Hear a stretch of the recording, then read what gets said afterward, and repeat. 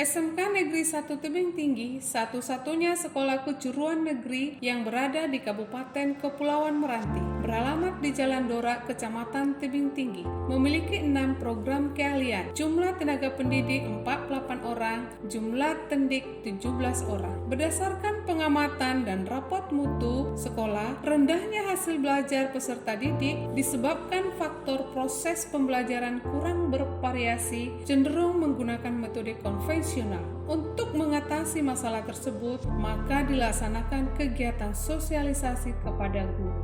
Sosialisasi upaya meningkatkan hasil belajar peserta didik melalui pelaksanaan supervisi. Mudah-mudahan kegiatan ini bermanfaat bagi kita semua. Alasan kita melaksanakan kegiatan kita ini dilihat dari hasil pengamatan selama proses pembelajaran kita dan hasil analisis rapor mutu sekolah. Hasil belajar peserta didik di sekolah kita sangat rendah. Untuk mengatasi permasalahan hasil belajar peserta didik yang rendah, maka kita melaksanakan supervisi akademik. Di mana dalam sosialisasi dengan judulnya upaya meningkatkan hasil belajar peserta didik melalui pelaksanaan supervisi, harus berapa persenkah hasil supervisi yang kita lakukan itu terhadap anak didik kita? Keberhasilan supervisi mampu meningkatkan kualitas pembelajaran menjadi lebih baik sehingga berpengaruh terhadap hasil belajar peserta didik meningkat. Persentase hasil belajar peserta didik tuntas 100%. Kita akan melaksanakan supervisi secara luring atau kita lakukan secara daring. Minimal hasil yang dicapai mungkin ada baiknya luring. Besok itu materinya materi apa Pak? Persamaan ya, persamaan dasar akuntansi. Assalamualaikum warahmatullahi wabarakatuh.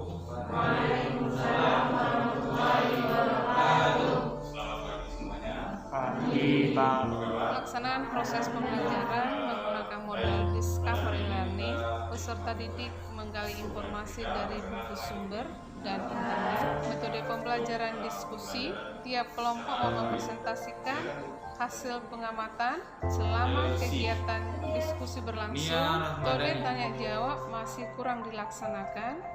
Guru dan peserta didik merangkum pembelajaran dan guru memberikan refleksi dan penilaian. Menyampaikan hasil catatan setelah pengamatan, hal-hal yang baik untuk dipertahankan dan yang kurang baik perlu diperbaiki. Sebelum observasi pembelajaran, diberikan daftar pertanyaan pra-observasi untuk diisi. Selama mengamati proses pembelajaran, guru masih lemah di dalam penguasaan materi dan pengelolaan kelas. Memberikan masukan memperbaiki kelemahan. Memberikan pembimbingan untuk perbaikan kelemahan di siklus kedua. Selama proses pembelajaran, peserta didik fokus dan aktif mengikuti pembelajaran sampai selesai.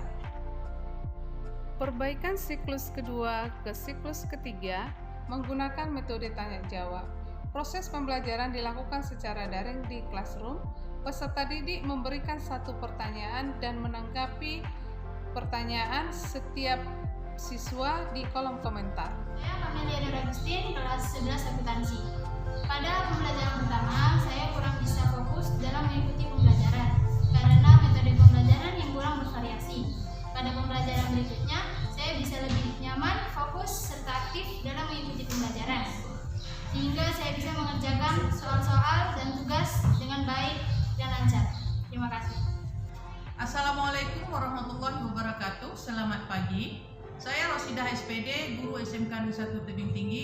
Dalam sosialisasi ini banyak manfaat yang saya dapatkan. Yang pertama, saya mampu membuat RPP permen terbaru yaitu nomor 14 tahun 2019 yaitu RPP Merdeka Belajar. Yang kedua, pembelajaran yang menyenangkan berpusat pada peserta didik. Yang ketiga, dengan dilaksanakannya supervisi dapat memperbaiki kualitas pembelajaran di kelas dan meningkatkan hasil belajar peserta didik. Terima kasih. Saya orang tua siswa dari kelas 11 AKL ingin menyampaikan kepada Bapak Ibu ucapan terima kasih saya karena Ibu sudah membuat suasana kelas yang menyenangkan di dalam masa pembelajaran pandemi, baik itu dalam bentuk luring maupun daring.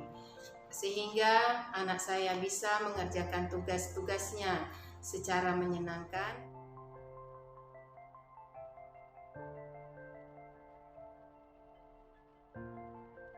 Bagaimana pencapaian standar yaitu 8 SEP. Saya mohon bantuan Bapak juga untuk membantu saya dalam menyelesaikan penilaian saya terendah pada AKPK saya. Jadi saya nanti mungkin akan melihat di sekolah Bapak hal-hal yang bisa saya bangun dalam diri saya dalam peningkatan kompetensi kepala sekolah. Saya akan membantu ya untuk pencapaian tugas Ibu ini selama magang. Ya, semoga kerjasama kita ini bisa menghasilkan hasil maksimal. Kesimpulan hasil kegiatan RPK dan PK selama OJT 2 adalah sebagai berikut. Peningkatan evaluasi hasil kegiatan siklus pertama ke siklus kedua terjadi peningkatan 14,58%. Selanjutnya, peningkatan kompetensi kepala sekolah siklus pertama ke siklus kedua terjadi peningkatan 10%. Kemudian, peningkatan hasil belajar peserta didik siklus kedua ke siklus ketiga terjadi peningkatan 15%. Dan peningkatan student well-being siklus kedua ke siklus ketiga terjadi peningkatan 18%.